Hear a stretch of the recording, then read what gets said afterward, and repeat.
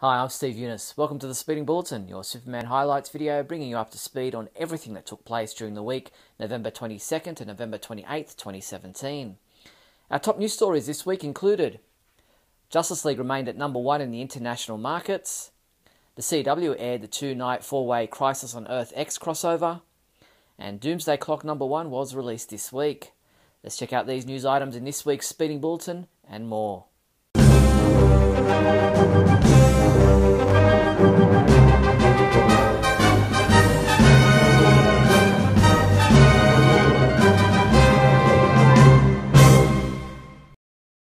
In movie news, while fans in the USA don't seem to have embraced Justice League as well as perhaps Warner Brothers had hoped, the movie is doing much better in international markets. Domestically, the film placed second behind Disney Pixar's Coco, taking in $59.7 million for the 5-day holiday frame, Wednesday to Sunday. Internationally, however, the film was still the number 1 film at the box office, taking in $72.2 million to pass the $300 million mark, bringing its global total to $481.3 million in its first week. For those who have seen the movie, it was not hard to notice how vibrant and colourful Superman's costume is in the new movie, and that's not just a trick of filters or post-production tinkering.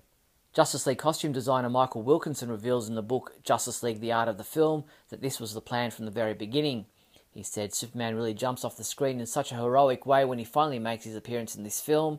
His suit has a slightly bolder blue, it's a little more lustrous, we found new printing inks that make a dimensional high raised surface, and new paints and materials that make the undersuit incredibly chromed and shiny. You can purchase Justice League: The Art of the Film from our website now. In a new DC All Access video, Danny Elfman discussed scoring the soundtrack for the Justice League movie, working with classic DC Comics movie themes, including John Williams' classic Superman theme. So, right in the beginning, the feeling was, for these different characters, it's like, okay, we're going to touch on bits of all these different things. Why don't we go back even as far as John Williams' Superman theme? Because it's a beautiful classic theme. It's a gem that's been lost and hidden. So, to take that and twist it around, for me, is like real pleasure, because I like taking themes and like bending them and turning them. So I did use it, but I used it in a way that won't necessarily be expected. And so that was probably the most fun I had in the whole project, was doing that little bit of a twist.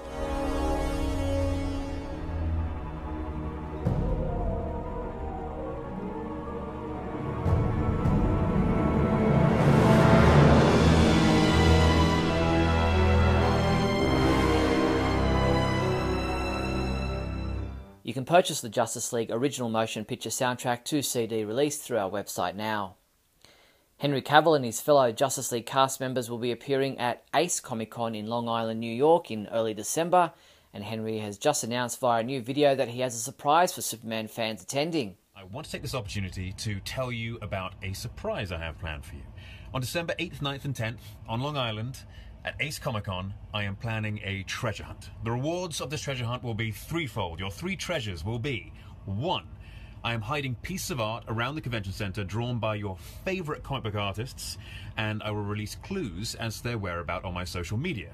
2, once you have found said piece of art, you can bring it to me and my team, and then you can claim your second reward, which is a limited edition Superman Challenge coin. They are so new, they're still being minted, so I can't even show you yet. And 3, on the Sunday after the Justice League Q&A, I will have a private Q&A so you can ask all of your burning Superman. Ace Comic-Con takes place at the Nassau Veterans Memorial Coliseum across December 8th to 10th. Visit aceuniverse.com for more details.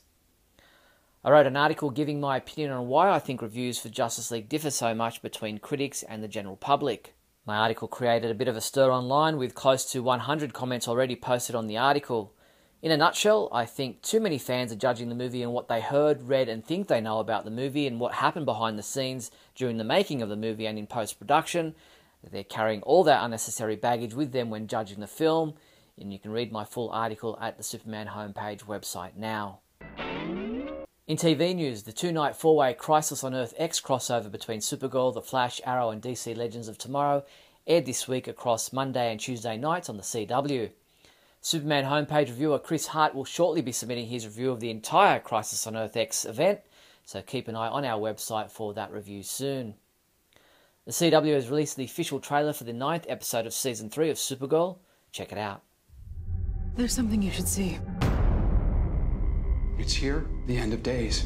And in its wake, many cowards and killers and vile men will burn.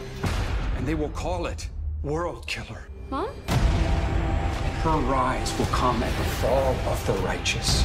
And she will reign. Take your best shot. Supergirl, mid-season finale this Monday at 8/7 Central on the CW. Titled Rain, this episode is scheduled to air on the CW on Monday, December 4th at 8 p.m. In comic book news, the release of Doomsday Clock #1 from the New York Times best-selling writer-artist team of Jeff Johns and Gary Frank was celebrated with a series of midnight events at over 1,000 comic book stores across the United States and the United Kingdom. Superman homepage reporter T.A. Hewitt was in attendance at the midnight celebration held at New York's Midtown Comics, where he grabbed a few audio interviews with the staff and fellow fans in attendance. You can head to our website to check them out. Speaking of Doomsday Clock #1, it was one of the 2 comic books we reviewed this week. The first issue of this 12-issue series was reviewed by Keith Summerer, who called it a good start to a series that's had events that have been building solidly for the last year and a half, and he rated this issue a 5 out of 5. Action Comics 992 was reviewed by Mario Benisi, who gave it a 5 out of 5 score, saying, "It's well written, intriguing, and feels like a Superman comic should."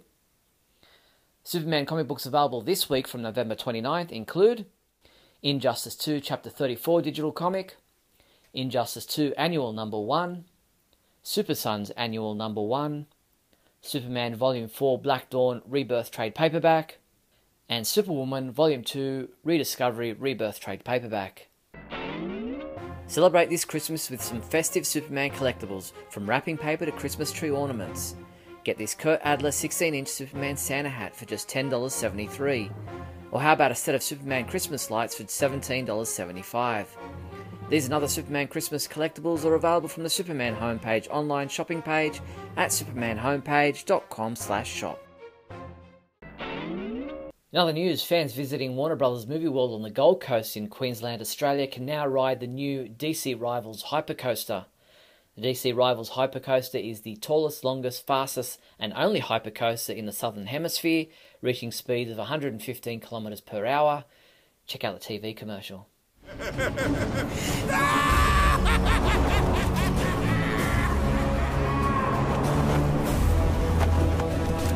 Forged in the ashes of battle, between the greatest rivals of all time, a colossal new thrill ride is born. The most advanced roller coaster in the world. The biggest, the fastest, the greatest thrill ride ever built. The DC Rivals Hypercoaster, the world's best. Opening these school holidays at Warner Brothers Movie World. Warner Brothers Animation and the DC Kids YouTube channel released another new episode of the series of Justice League Action Online animated shorts. Episode 18 is titled Driver's Ed. The space cabbie is back helping the Justice League. On this adventure, he helps Stargirl as she practices for her driving test. Watch the episode in full at our website. DC Entertainment posted the 25th episode of Season 3 of the DC Superhero Girls online animated shorts, titled Dog Day After School. A Kryptonian is loose in Metropolis. After following the wake of destruction, Supergirl is reunited with Krypto the Superdog. You can watch this episode at our website now. That's all the news there was for the week November 22nd to November 28th. To ensure you don't miss any of our videos, please subscribe to our YouTube channel. And if you found this video interesting or entertaining in any way, then please leave a thumbs up and a comment below. And don't forget to share this video with your family and friends. I'm Steve Younis. See you next week.